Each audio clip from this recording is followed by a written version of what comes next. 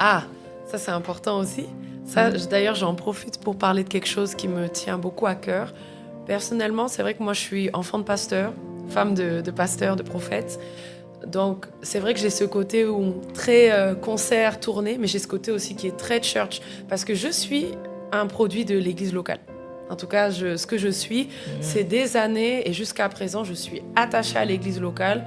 En tout cas, je ne crois pas que c'est une bonne chose, ça je m'adresse aux chantres et aux musiciens, que vous soyez en service et à l'écoute lorsque c'est le temps de la louange et que dès que c'est fini, tout le monde va sur son portable, tout le monde se met sur le côté. En tout cas, j'ai fait de nombreuses églises et je vois ça tout le temps. J'ai malheureusement constaté que lorsqu'on n'est pas en service, on va dire, on ne chante pas.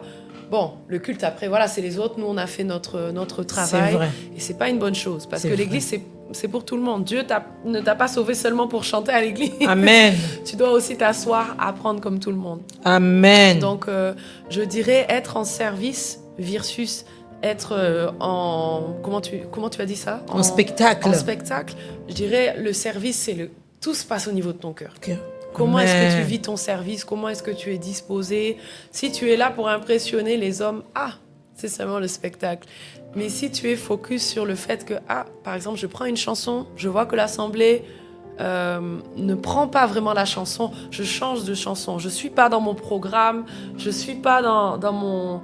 On va dire dans ma vision, je suis dans la vision de tout le monde. Puisque lorsqu'on est en service, on fait ça pour les autres. On ne fait pas ça pour nous. Donc je dirais que c'est vraiment ça, oui, la différence. Waouh!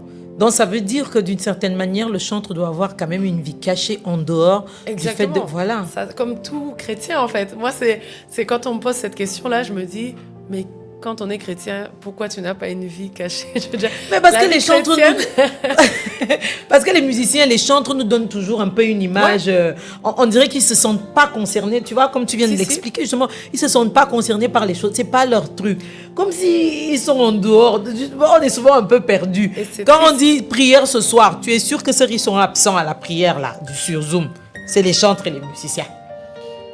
Et c'est triste parce que pour moi, dans un culte, tout le monde est autant important l'un que l'autre. Ouais. Il n'y a pas de partie pour moi où, voilà, quand quelqu'un passe après la louange et dit, voilà, nous allons passer à la partie la plus importante du culte, ça aussi, c'est pas bien. Tu vois, parce que pour moi, chaque partie du culte ou chaque partie d'un service, c'est important. Mais une vie cachée pour un chrétien, mais c'est la base. Une vie intime avec le Seigneur, c'est la base.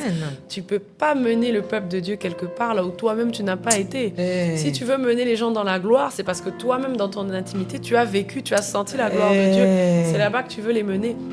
Si tu veux les mener vers des chants en langue,